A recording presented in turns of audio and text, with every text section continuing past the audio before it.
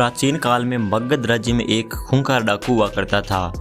वह जंगल में रहता था और अपने इलाके से गुजरने वाले राहगीरों को मारकर लूट लेता था।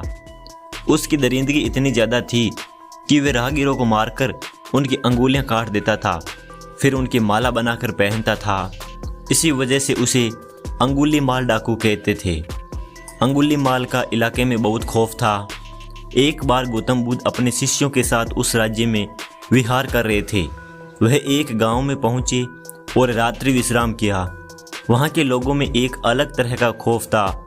जब बुद्ध ने उनसे डरने की वजह पूछी तो उन्होंने कहा कि हमारे पास के जंगल में अंगुली माल नाम का एक खूंखार डाकू रहता है।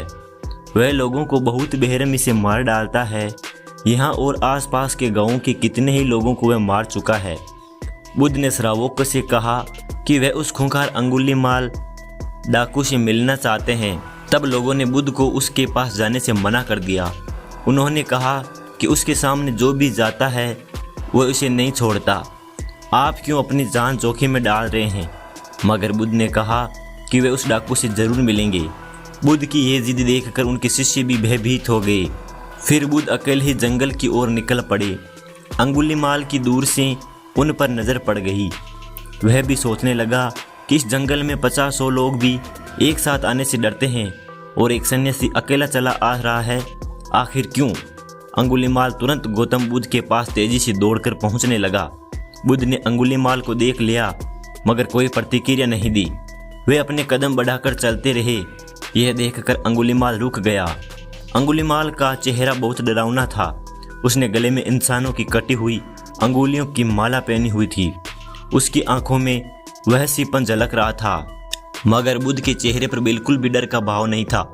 अंगुलीमाल ने बुद्ध से कहा कि हे सन्यासी, तुम्हें मुझसे डर नहीं लगता क्या? मैंने न जाने कितने ही लोगों को मौत के घाट उतारा है।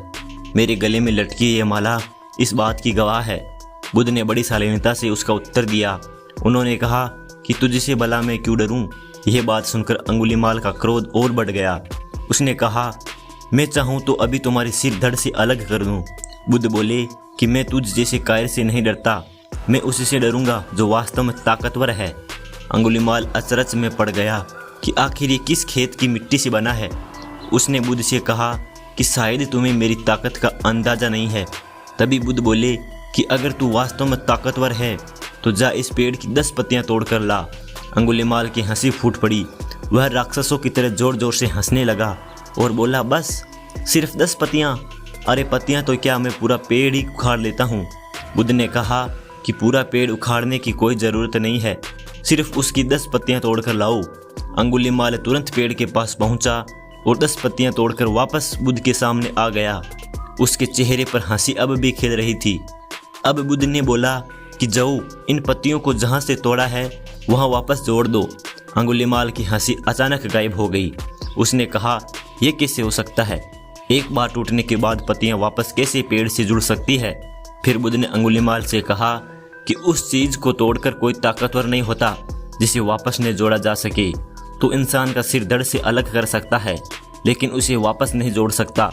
असली ताकत तो उसमें होती है जो टूटे हुए को वापस जोड़ दे।